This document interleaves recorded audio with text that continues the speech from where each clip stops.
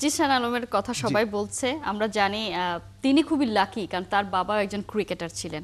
মানে জিনগত একটা ব্যাপার কাজ করে, আমরা সবসময় জানি।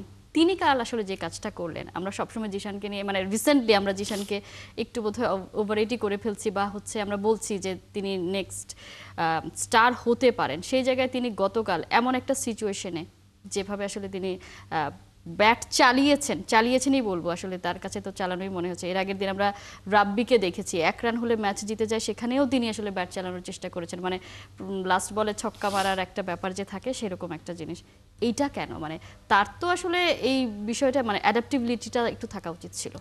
দেখেন, আপনার রোহান গাভাস্কারও আপনার সুনীল গাভাস্কারের ছেলে ছিল, হ্যাঁ, রজার বিনির ছেলে ছিল স্টুয়ার্ট বিনি। সো আবার উল্টো উদাহরণ আছে।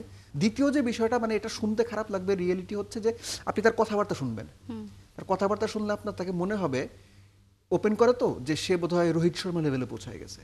সেটাই বললাম, তার স্টারডম এখনই তাকে।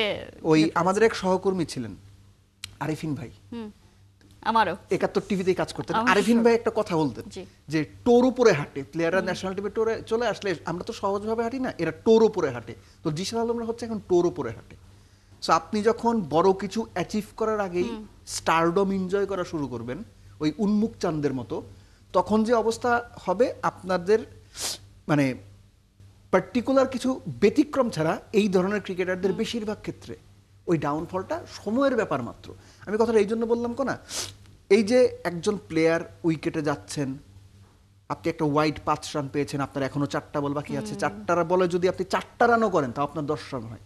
আমি বেসিক ক্রিকেটের কথা বলছি। সুপার ওভারে 10 রান অনেক হিউজ প্রেসার, কারণ আপনি 125 করতে গিয়ে গুবলেট পাকায় ফেলছেন। সেই ক্ষেত্রে সুপার ওভারে যদি 10টা 12টা আপনি 6 মারতে পারেন, আপনি যদি লাস্ট বলে গিয়ে একটা 6 মারেন, ম্যাচ ইজ অলমোস্ট ডান।